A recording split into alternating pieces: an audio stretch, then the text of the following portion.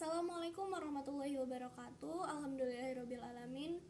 Wassalatu wassalamu ala asrofil anbiya'i wal mursalin wa ala alihi wa sahbihi ajmain amma ba'du.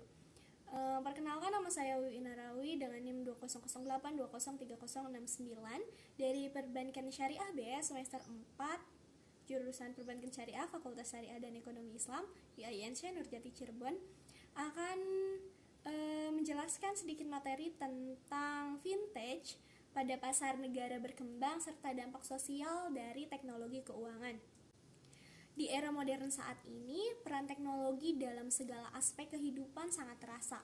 Hal ini kemudian mampu turut serta dalam menggerakkan roda perekonomian baik dalam skala besar, menengah, maupun kecil. Industri vintage atau financial technology adalah sebuah produk baru dari kemajuan teknologi digital yang mengkombinasikan dengan industri keuangan. Vintage telah menjadi sebuah terobosan dalam sektor keuangan yang implementasinya telah menjadi tren di masyarakat, mulai dari jual bisnis saham, pembayaran, sistem pinjaman uang atau lending, transfer dana investasi, perencanaan keuangan, dan lain sebagainya. Untuk itu mari kita bahas mengenai pengaruh vintage di negara berkembang. Sektor vintage menjadi strategi yang sangat penting untuk memperluas inklusi keuangan serta meningkatkan kesejahteraan masyarakat. Keberadaan vintage ini semakin diuntungkan dengan masifnya penggunaan smartphone oleh masyarakat, bahkan hingga daerah pedesaan. Vintage ini juga menjadi sarana penghubung dan solusi bagi masyarakat yang selama ini sulit dijangkau oleh lembaga keuangan formal. Lewat penggunaan smartphone, masyarakat dapat menggunakan layanan finansial dengan mudah untuk memenuhi kebutuhannya atau menjaga keberlangsungan bisnisnya lewat vintage. Beberapa tahun yang lalu, perkembangan vintage ini sebagian besar masih terfokus pada negara-negara maju dan sebagian negeri berkembang yang pada dasarnya sudah tersedia banyak pilihan dan akses terhadap produk dan jasa keuangan.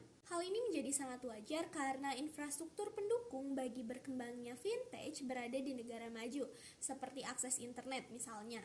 Mereka pun juga memiliki tingkat literasi dan inklusi keuangan yang relatif tinggi dengan adanya lembaga keuangan yang mudah ditemui di berbagai tempat di negara maju. Sehingga pemanfaatan vintage merupakan alternatif yang memberikan kemudahan dan efisiensi bagi masyarakat.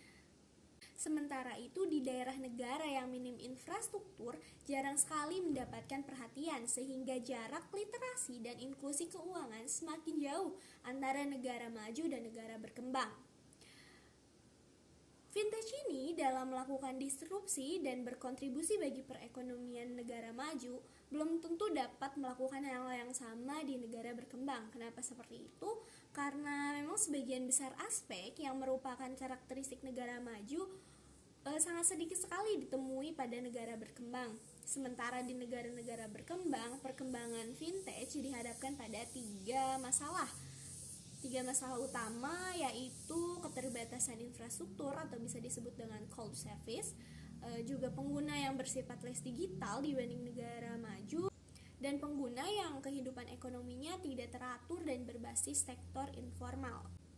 Pada masa pandemi COVID-19, di pasar-pasar negara berkembang, penyelenggara vintage melaporkan pertumbuhan yang rata-rata dalam jumlah dan volume transaksi masing-masing 15% dan 12%. Angka ini lebih tinggi jika dibandingkan dengan 11% dan 10% untuk penyelenggara vintage dari negara maju. Studi penelitian cepat pasar vintage global COVID-19 menunjukkan bahwa 12 dari 13 sektor vintage tumbuh selama pandemi. Riset ini diluncurkan oleh Cambridge Center for Alternative Finance atau CCAF dari University of Cambridge, Judge Business School, World Bank Group, dan World Economic Forum. Studi tersebut mengungkapkan bahwa industri vintage global tetap tumbuh di tengah pandemi. diambil dari 1.385 perusahaan vintage di 169 negara. Data studi tersebut mengidentifikasikan bahwa 12 dari 13 sektor vintage melaporkan pertumbuhan year on year untuk sektor vintage pada awal tahun 2020 dibandingkan dengan pada 2019 sebelum adanya pandemi COVID-19. Sedangkan secara geografis, kawasan dengan pertumbuhan transaksi tertinggi adalah Timur Tengah dan Afrika Utara dengan 40%, Amerika Utara dengan 21%, dan Afrika Sub-Sahara dengan 21%. Hal tersebut kontras dengan pertumbuhan transaksi sebesar 13% di Amerika Latin. Bahkan studi tersebut menyiratkan pertumbuhan yang lebih lambat di kawasan Eropa dan Asia Pasifik. Selanjutnya, pasar vintage dengan peraturan terkait karantina kawasan dan juga lockdown akibat COVID-19 juga memiliki dampak yang cukup besar. Rata-rata pertumbuhan transaksi 50% lebih tinggi daripada di negara-negara yang memiliki peraturan lebih longgar. Sedangkan untuk Indonesia sendiri, Indonesia menempati peringkat ketiga sebagai negara dengan instalasi aplikasi keuangan terbanyak di antara 15 negara lainnya. Menurut laporan State of Finance App Marketing edisi 2021 yang dirilis oleh AppsPlayer, bahkan tingkat fraud atau kecurangan atau penipuan pada aplikasi populer Indonesia tercatat mengalami penurunan drastis hingga sebesar 48%. Dalam laporan tersebut, Indonesia unggul dari negara besar lain seperti Amerika Serikat yang menempati peringkat keempat dan Rusia peringkat kelima. Namun masih kalah dari India dan juga Brazil yang menempati posisi pertama dan kedua. Dengan jumlah populasi yang besar dan tingkat populasi underbanked dan unbanked yang relatif tinggi, Indonesia juga menjadi satu-satunya negara Asia Tenggara yang berada di posisi kelima besar di peringkat negara yang menginstal aplikasi keuangan. Laporan State of Finance App Marketing AppsPlayer 2021 meneliti 2,7 miliar instalasi aplikasi di Asia Pasifik periode kuartal 2019 dan kuartal 1 2021 dari total 4,7 miliar instalasi aplikasi di seluruh dunia. Laporan juga memantau 600 juta instalasi non-organik dan 1.230 aplikasi yang terdaftar di pasar aplikasi Asia Tenggara termasuk Indonesia, Filipina, Thailand, dan Vietnam.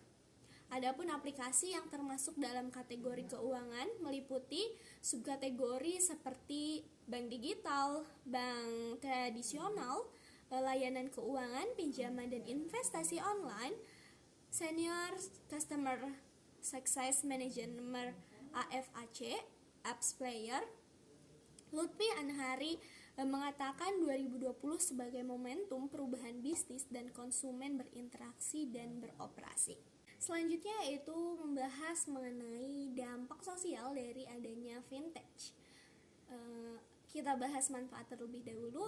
Terdapat beberapa manfaat adanya vintage di lingkungan masyarakat. Manfaat yang pertama yaitu vintage dapat membantu perkembangan baru di bidang startup teknologi yang tengah menjamur.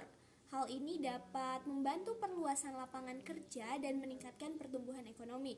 Pertumbuhan ekonomi tersebut mendatangkan manfaat kedua yaitu peningkatan taraf hidup masyarakat.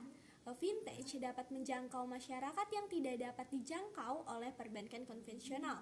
Selain itu juga vintage juga dapat meningkatkan ekonomi secara makro. Kemudahan yang ditawarkan oleh vintage dapat meningkatkan penjualan e-commerce.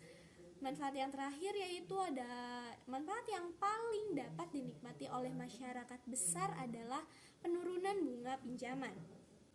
Selanjutnya yaitu ada dampak negatifnya. Yang pertama ada penyelewengan dana nasabah. Sekarang ini banyak sekali produk keuangan yang dikeluarkan oleh perusahaan vintage. Salah satunya yaitu yang dikeluarkan adalah produk penggalangan dana yang memungut bunga dalam jumlah yang besar. Hal yang membahayakan adalah sejumlah produk penggalangan dana ini justru tidak memiliki izin yang dan tidak terdaftar pada Otoritas Jasa Keuangan atau OJK sehingga bisa dikatakan ilegal.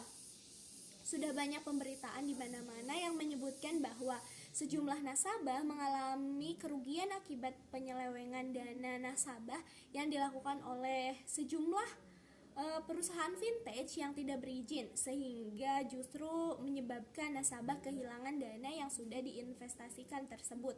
Yang kedua yaitu ada penipuan berkedok investasi. Perusahaan vintage sebenarnya memberikan kemudahan investasi bagi masyarakat di mana saja dan kapan saja.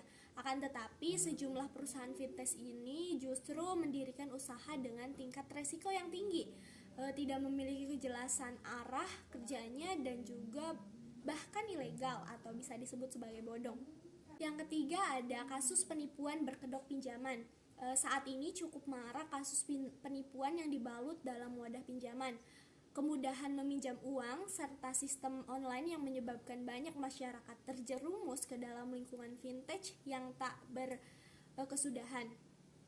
Tidak sedikit pelaku penyedia pinjaman uang online yang melakukan manipulasi kepada penggunanya untuk terus mengajukan pinjaman uang. Banyak yang kemudian memanfaatkan KTP orang yang tidak mengajukan pinjaman akan tetapi tiba-tiba mengirimkan uang ke rekening uang tersebut dengan mematok pengembalian bunga yang tinggi sehingga membuat orang terlilit hutang di vintage. Yang keempat yaitu ada ketergantungan terhadap internet. Akibat penggunaan vintage yang sangat bergantung pada internet, maka mau tidak mau masyarakat menjadi ketergantungan terhadap keberadaan internet. Padahal penggunaan internet yang berlebihan juga memberikan dampak yang buruk bagi masyarakat. Jika sewaktu-waktu ada masalah pada jaringan internet, maka transaksi keuangan yang dilakukan bisa saja terlambat. Hal ini tentu akan berimbas buruk pada perekonomian. Yang kelima yaitu ada mengancam usaha perbankan untuk gulung tikar. Akibat maraknya perusahaan vintage, hal ini dapat menyebabkan usaha sejumlah perbankan menjadi gulung tikar. Dunia perbankan yang masih konvensional saat ini perlahan mulai ditinggalkan karena kemudahan yang ditawarkan sejumlah perusahaan vintage menyebabkan sejumlah nasabah memilih beralih ke vintage dibanding memanfaatkan perbankan yang padahal jauh lebih aman. Akibat penggunaan sistem yang menggeser peran manusia menyebabkan sejumlah karyawan yang dulunya bekerja di perusahaan bank menjadi kehilangan pekerjaannya karena banyaknya perusahaan vintage yang berkembang di masyarakat saat ini. Dan yang terakhir itu ada menumpuknya aplikasi vintage di ponsel. Akibat mudahnya menggunakan aplikasi vintage, maka banyak orang yang justru menumpuk aplikasi vintage di ponselnya sehingga akan membuat ketergantungan terhadap vintage semakin nyata adanya. Hal ini tentu akan rawan meningkatkan stres seseorang ketika harus dikejar oleh ketakutan pembayaran tagihan di sejumlah aplikasi vintage yang digunakan. Demikian materi yang dapat saya sampaikan. Mohon maaf apabila ada kesalahan. Wabillahi taufiq wal hidayah. Wassalamualaikum warahmatullahi wabarakatuh.